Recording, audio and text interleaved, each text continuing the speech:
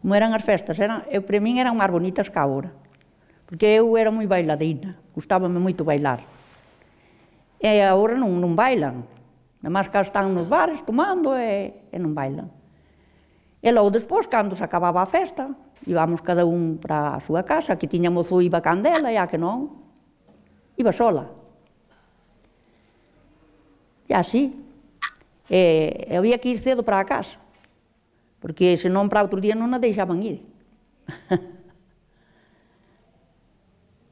E que máis? Donde son eu, da Ferraría, hai un balneario das augas do Incio, das augas ferruginosas, non é de baño, só é de tomar auga.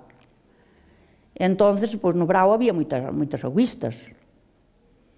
E viñan para as casas, nós collíamos, ao mellor algún día tiñamos hasta 40 personas, pero nós non dábamos pensión. Traíannos elas a comida e nós facíamoslla.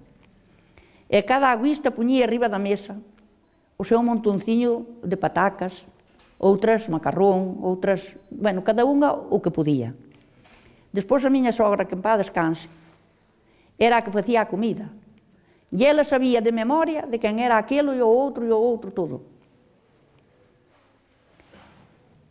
E así pasábamos a nosa juventud. E despois, os domingos, todos os domingos había baile.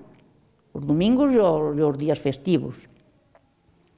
Había ali unha casa que chaman a Casa Palacio, que era a que a levaba chamábase Pepita, e o marido chamábase Marcial. E eran os que organizaban de ter o baile, e cobraban a entrada. Entonces, que facíamos as rapazas? Agarrábamos, levábamos as maletas ás auguistas ao coche, a mañá, cando marchaban, porque había 3 líneas. Había unha que iba por a Puebla, outra iba por aquí por o Incio e a outra iba por aí por o Vallo do Mau, que era a do Torres. Por a Puebla iba unha que lle chamaban, era dos gasés, socios con outros.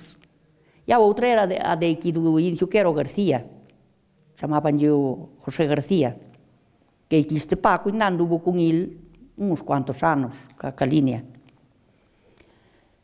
E eso, tiñamos baile así todos os domingos, íbamos ao baile, e era donde se pretendía. E se non había baile, pois os mozos velaban as mozas cando iban á auga ou á fonte. Entonces, eles salían ali e elas iban á auga. E algunha levaba a auga á casa para volver outra vez a estar co rapaz, pois tiraba no fregadeiro e volvía por outra ola dela, que eran aquelas olas que había antes de barro.